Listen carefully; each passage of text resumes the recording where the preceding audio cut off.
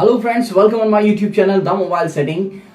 अब इस वीडियो में हम जानेंगे कि वाईफाई के बाद में जो मोबाइल नेटवर्क की सेटिंग है उसमें कौन कौन से ऑप्शन हैं, उन ऑप्शंस को एक्टिवेट करने के बाद क्या होता है, या फिर जैसे कुछ सवाल होते हैं कि वाईफाई कॉलिंग का जो ऑप्शन है उसे कैसे एक्टिवेट करें, या फिर मैं अपने सिम के नंबर के आगे जो नाम है वो कैसे चेंज कर सकता हूं, या फिर मान लीजिएगा कि आपको कभी कभी मैनुअली नेटवर्क सेलेक्ट करना है तो वो कहां से आप कर सकते हैं।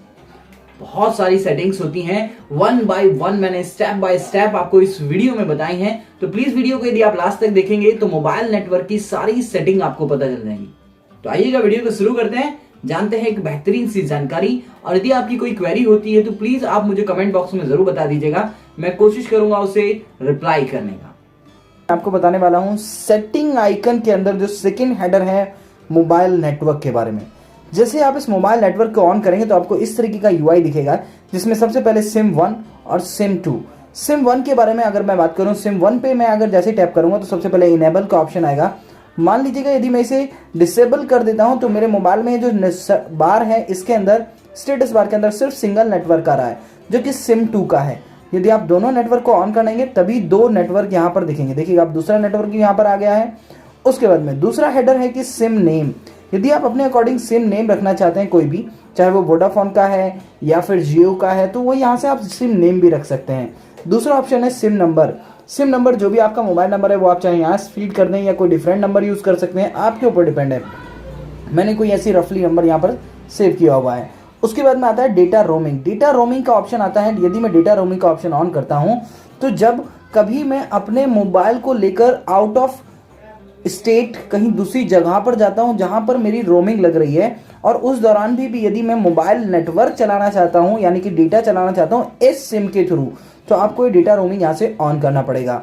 और यदि आप वाईफाई कॉलिंग करना चाहते हैं तो वाईफाई कॉलिंग के लिए ऑप्शन है यहाँ पर, वाईफाई कॉलिंग के ऑप्शन को आपको यहाँ से एक्टिवेट करना पड़ेगा। वाईफाई कॉलिंग प्रेफरेंस कि आप किस किस चीज़ को प्रेफरेंस देना चाह रहे हैं, मोबाइल कॉलिंग प्रेफरेंस देना चाह रहे हैं या वाईफाई कॉलिंग प्रेफरेंस देना चाहते हैं। यदि आप इसे एक्टिवेट कर देते हैं तो सबसे पहले वाईफाई कॉलिंग प्रेफरेंस आपको दी जाएगी। दूसरा ऑप्शन, अगर मैं बात करूं प्रेफर्ड नेटवर्क की, अभी देखिएगा 4G का नेटवर्क अभी इंडिया में अवेलेबल है, 5G जल्दी ही आ जाएगा। तो यदि आप यहां से 4G, 3G और 2G जिस नेटवर्क को अभी हम यूज़ कर रहे हैं, तो यदि आप इस पर रखते हैं तो ये सिर्फ 4G तक जाएगा। उसके बाद में 5G, 4G, 3G, 2G यदि आप इस पर करते हैं तो ऑटोमेटिकली जब आप 4G में जाएंगे तो 4G का नेटवर्क आएगा, 5G में जाएंगे तो 5G में नेटवर्क आएगा। और कभी कभी ऐसा होता है कि आपको इस सिम का पर्टिकुलर ऑपरेटर को मैन्युअली सिलेक्ट करना पड़ रहा है, तो आप इस ऑपरेटर के ऑप्शन पे जाएं और इसे आप जैसे ऑटो सेलेक्ट कर देंगे, ऑफ कर देंगे, तो यहाँ से आप मैन्युअली उसे सर्च करेंगे। देखिएगा यहाँ सर्चिंग शुरू हो गई है, और सर्चिंग के बाद जो बेस्ट नेटवर्क होगा वो यहाँ से आप सिलेक्ट कर सकते हैं। तो मैं इसे बेसिकली ऑटो पर कर देता हूँ। दूसरा ऑप्शन करते हैं कॉलिंग। ये सिम 2 की भी ऑलमोस्ट सेटिंग सेम है जो मैंने आपको सिम 1 की बताई। दूसरा ऑप्शन है कॉलिंग के लिए। अभी आप अपने मोबाइल से कॉलिंग के लिए कौन सी सिम यूज़ करना चाहते हैं, या फिर जब भी आप कॉलिंग करें तो आपसे पूछे कि कौन सी सिम से डायल करना चाहते हैं, तो मैं ज़्यादातर सिम 2 में रखता हूं। और यदि आप ऑलवेज ऑस कर देंगे तो जब भी कभी आप सिम कोई भी कॉल डायल करेंगे तो आपसे पॉपअप देगा कि आप कौन सी सिम से डायल करना चाहते हैं। सेम सेटिंग है नेटवर्क की। नेटवर्क यानी कि आप सिम 1 से इंटरनेट यूज़ करना चाहते हैं या फिर सिम 2 से इंटरनेट यूज़ करना चाहते हैं, तो यहाँ से आप इंटरनेट की भी स्विच कर सकते हैं। दूसरा ऑप्शन है मोबाइल डेटा। मोबाइल डेटा यदि आप यहाँ से ऑन करेंगे तभी यहाँ से आपका मोबाइल डेटा ऑन होगा, अदरवाइज नहीं होगा। Data uses. डेटा यूजेस का मतलब है कि आपने कितना data last month, last week, या फिर आपने जितना भी डेटा यूज़ किया है वो सिम 1 का यहाँ दिख रहा है, और सिम 2 और सिम 1 में मैं कोई डेटा यूज़ नहीं करता तो सिम 1 का 0 है। सिम 2 का डेटा यानी कि दिस मंथ मैंने 7.91 GB डेटा यूज़ किया है ओनली। उसके बाद में डेटा यूज़ बाय ऐप, यानी कि कौन कौन सी एप्लीकेशन है जो मेरा सबसे ज़्यादा डेटा यूज़ करती हैं, या फिर किस एप्लीकेशन से कितना डेटा मैंने इस्तेमाल किया है। सबसे ज़्यादा मैंने फेसबुक पे इस्तेमाल किया है। उसके बाद मैं यूट्यूब इस्तेमाल करता हूँ, देखिएगा दोनों यूट्यूब है, अमेज़ॉन है, ये व्हाट्सअप है, तो सारी चीज़ें आप देख सकते हैं कि मेरा जो डेटा है वो कहाँ जा रहा है बेसिकली। उसके बाद में यहाँ तो है डेटा यूज लिमिट। यदि आप लिमिट सेट करना चाहते हैं, डेली लिमिट सेट करना चाहते हैं, डेली लिमिट सेट कर सकते हैं। मंथली लिमिट सेट करना चाहते हैं तो मंथली लिमिट सेट कर सकते हैं। सिर्फ यहाँ से नंबर एंटर करना है। यहाँ अभी MB में आ रहा है, यदि आप GB में करना चाहते हैं तो GB कर सकते हैं। मैंने GB किया और यहाँ पर मैंने अपना 80 GB मंथली लिमिट सेट कर दी है, देखिएगा। उसके बाद में सेंड अलर्ट ओनली, या फिर send alert and mobile data of, या डेटा वार्निंग।